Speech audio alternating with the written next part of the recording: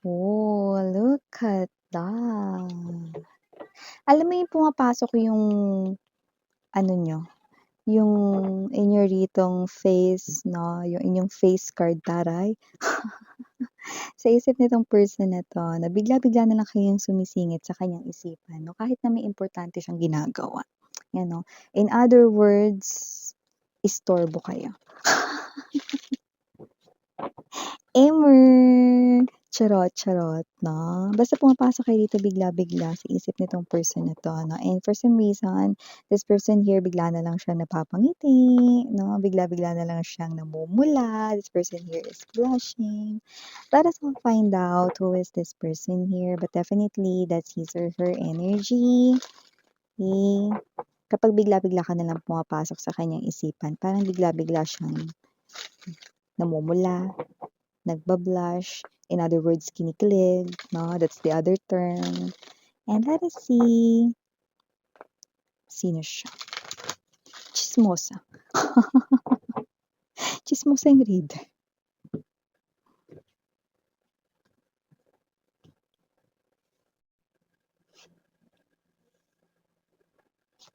There's something about dream right in here. Oh. Oh, you know what I'm picking up right in here? This person here is having some kind of lustful dreams about you. Eh, but this person isn't a pervert, ha? Hindi siya dito maniac or whatsoever, ha? This person is having this kind of dreams, no? And the universe is someone, no? Na yun yung nagpapanaginip sa kanya nitong mga to, no? So the universe is also not pervert, okay?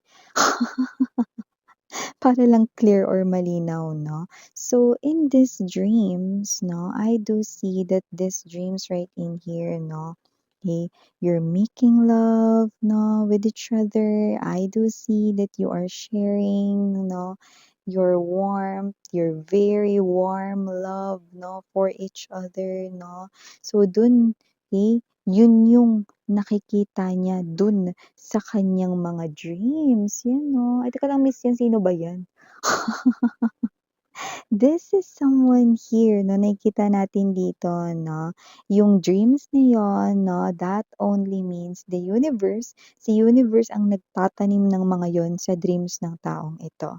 And that person is someone right in here 'no, who is very emotionally available sa'yo.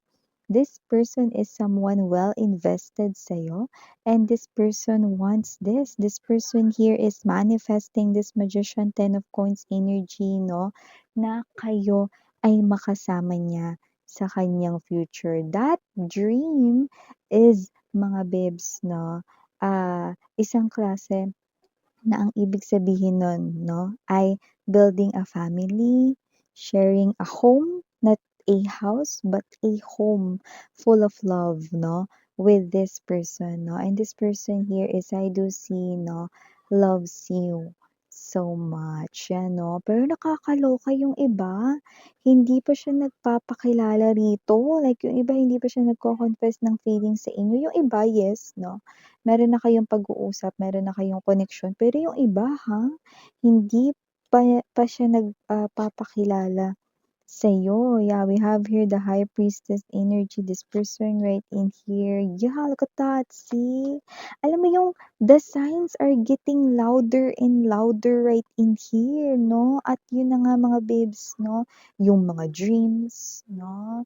Okay, those only means that this person right here wants something deeper sa'yo, no? Something, no, na like this marriage, no? Like this kasunduan, like this marriage contract right in here, like family, no? Like very strong bond, no? As a family, yun yung gusto niya rito. So you're gonna share the warmth and love, no, for each other. Lahat tayong gender dito, babae, lalaki. And with this strength card energy, High Priestess, the signs are getting louder and louder at mas makakita pa ng signs itong tao na 'to 'no, na ikaw ang the one for him. or her 'no. Sa'yo niya nakikita rito ang full support. Yeah, you could be seeing a lot of number 6 or this person might be seeing a lot of number 6. Okay, angel number 666 right in here 'no, or just number 6 no. Definitely you are soulmates nitong tao na 'to, and this person is already receiving a lot of signs coming from the divine unseen forces right in here, and this person here is someone who definitely loves you. And yeah, look at that. See, I keep on telling that, guys, no? And now we've got the King of Cups. See, this person really loves you. It's just confirming what I'm telling you, guys. I keep on telling you, guys, this person here loves you. This person here loves you. And then, boom, ta-da! King of Cups energy. An energy of someone who loves you. Okay? Bottom of the deck, lovers. Coming from the root word of love. You know? We have here the two of wands and the two of cups. Look at that. See? So, whoever this energy is, no, napakaganda ng binubuga niya ritong energy at napakalinaw ng kanya ritong intensyon sa'yo, no? So, before we dive more sa reading ninyo mga babes, no, napakasarap talaga sa feeling ng ma-in love like this, no? Batiin muna natin ang lahat. Hi and hello everyone. My name is Yan. Welcome new subscribers. Returning Eastern buyers, thank you so much sa inyong walang sawang love and support for me. At kung di niyo pa knows, no, meron pa tayong other channel, link down below sa ating description box. If interesado, just click that link para kayo mapunta there at araw-araw. Nag-upload po tayo ng collective readings for all signs doon. At lahat tayong gender dito mga mahal, babae, lalaki, LGBT, everybody ay welcome. Just take only what resonates. Alright. So, timeless tayo dito. Pwedeng nangyari na. Sa iba nangyayari na. Sa iba mangyayari pa lang. Kaya naman, just take only what resonates, no? Maaaring kayo rin yung nakakapanaginip nito, pero high chance, okay, siya ang nakakapanaginip nito. Okay? Dahil nakikita ko rito na mas malakas ang tama niya sa'yo compared sa tama mo sa kanya. Or sa love mo para sa kanya if you are in love with this person. Others of you, you are already connected, like you're talking already and having this fresh connection already. But for others, it's not yet beginning. But this person here is already in love with you. And others of you, no, you know what I mean. Hey, possible kasi na may gusto ka rin dito sa taong ito or may crush ka sa kanya, no? But you're not yet in relationship. Right. So this person here is having this lustful dreams, like making love with each other, but it's not something na maniac or pervert, no, walang ganun. It's the universe, no, way of telling you directly, guys, no, or this person directly, no, na sinasabi ni universe na eh, ibibigay nila, kayo sa taong ito, 'no? And in other words, you are destined to be, in a relationship or in a committed relationship with this person. I'm seeing marriage. You guys, no, will be holding this wedding ceremony, signing marriage contract, no, being one, becoming one right in here, no, creating this union, this family, this home right in here, having children, having kids, having a child of your own, no, LGBTQs of course welcome din kayo, a future companion that will be always by your side, no, and someone who accepts you for who you are, no, nothing less, nothing more. So whoever this energy is, no, you also deserve to receive this kind of love, to receive this right partner, this right guy, this right woman here for you guys, no, the right person here. I do see that this is someone here, no, who's very gentle, charming, hey, and I do pick up right in here that this person will not just stay still, will not just sit right in here, no, because this person will do everything and anything for you. You know, wow. So whoever this energy is, I do see that you have past life encounterments. Okay, but might not be na hindi kayo lovers noon. Pero nagkaroon na rito ng pag-touch or nagkasalubong, nagkabanggaan na ang inyo ritong mga souls, no? It's like you've already bumped into each other, no, sa inyong mga past lives, but you're not in relationship there. Alright? So whoever this energy is, I do see that this person right in here, no, will give and will show you love, affections, no, and praying na ito ay mag-succeed. Six of Wands energy, this person here wants to impress you alone. Wala siya ditong ibang gustong i-impress, kundi kayo lang, no? Well, hindi na nakakapagtaka. This person here is living in his or her own island of love. King of Cups energy is someone who's faithful, no? Yet a little bit shy, no? Super shy, super shy. I'm gonna make you mine. Yeah, this person here, no, will definitely make you him or her talaga na maging yours kanya. No? Yeah, like Bruno Mars song, no? I'm yours, you know. Hindi actually yun kanta ni Bruno Mars, mga babes. Okay.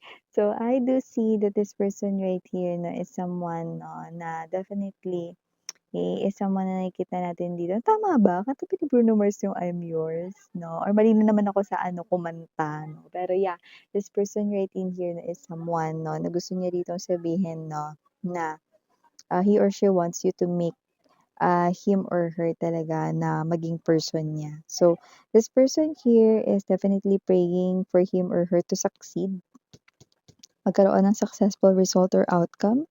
Itong panliligaw, courtship stage, no? Or, pagsasama ninyo dito ng maayos, no? Okay, so this person right in here is someone who will definitely be different from you guys. Okay? So, ibig sabihin nun, yung iba baka foreigner ito, may half foreign blood, or maaring, hindi naman ito foreigner, no? Pero, maaring isa lang yung inyo dito, no, na ah, parang pinanggalingang bansa, pero posible na magkaiba kayo dito ng relihiyon or ethnicity or race, okay. So, may gano'ng klase ng energy. Puwede rin magkaiba kayo ng paniniwala or beliefs but magkakasundo kayo with the Lover's card energy. Coming from the root word love. This person will be so invested to you guys. This person will be emotionally available here for you guys. This person will be so very caring, very loving, no? Na halos kayo inggitan kayo rito kahit ng mga friends niyo rito, ng mga single, mga babes, no? Gugustuhin na rin nila maghanap ng magbe-baby sa kanila, no? And yeah, mga babes, I heard it right to this person here, ibe-baby niya kayo rito, no? Like gentle care, love, and affection, no? And this person here, yes, you heard it right, no? Okay, so this person here will spoil you with so much love, okay? Pero hindi to the point na nakakasakal. You know. So nakita ko dito that this person will still respect your privacy and this person will respect rin dito, no, ang iyo ditong mga opinions and feedbacks, no. And also, this person right here is someone who's tahimik lang but kapag kailangan niya dito to speak out, okay, to protect you or to stand by you guys, no, definitely, this person will not stay still. This person here, no, will protect you, will do everything right in here, no, to act as a savior, as a hero, as a protector right here, mo. And I do pick up that whoever this individual is, yeah, we're seeing initials right now, okay? We have here now letter G and it's in capital letter. Aside from that, we also have capital letter L. We also have capital letter N. And last but not least, capital right in here, the letter S. No? But for the next na mga babanggitin kong mga initials, no, might not be capital letters. Alright? No? Might be part of the letters of your names or his or her names. Okay? So, we have here letter R. Andito rin ang letter M, letter F, letter J, letter K, we also have here the letter T, we also have here the letter E, and dito rin letter A, and last but not the least, the letter O. So, let's continue what we're talking about, no? So, ang aga ng initials, no? But yeah, okay, no? And yeah, whoever this energy is, no, with the number two straight in here, definitely You will be partners, okay, magkakasundo kayo dito 'no, iisang desisyon, parehas pinag-isipan yung nakikita natin dito. And both of you will reciprocate 'no, pagmamahal ng isa, papakita rin ng pagmamahal yung isa. I'm seeing also as well right in here 'no, that your life together will be blessed by the divine. And sino pa nga bang may kagagawa nito, universe orchestrated this, pinagtagpo kayong dalawa 'no, hindi rito nagkataon na na-inlove ka lang sa kanya because it's already meant to be, it's already written in the stars, this person is yours, you are this person's person right in here. Yeah, eh? I don't know what to say, but this person right in here is someone who's telling me that you are his or her one and only. And if this person here no, is wala pa siyang ginagawa right now, well, expect some kind of movement now because this is not too far from happening here, okay? It might happen in your immediate future or near future here, sweethearts, no? And others, if you're already connecting here with this person, no? This person here is someone, no, na nakikita natin dito, may swerte siya. Actually, this hands niya, there's something about this person's hands. I don't know if yan ba yung as in gamit na gamit sa kanya rito na profession, occupation, or whatsoever. No? Pero parang this person here has a Midas touch that whatever he or she nagawin or ano man tong mga planong isasagawa or gagawin niya rito, parang laging meant na maging matagumpay yan. Okay? So definitely maganda yung nakikita ko ditong magiging pamumuhay ninyo kasama itong taong ito. Yan o, busog na nga kayo sa love. Grabe 'no, parang yun lang sapat na 'no. Magiging super happy pa at masagana ang inyo ditong life kasama ang taong ito. So yeah, thank you so much mga Pims again. I'm Rihanna on Sarang Love and Light. Annyeong.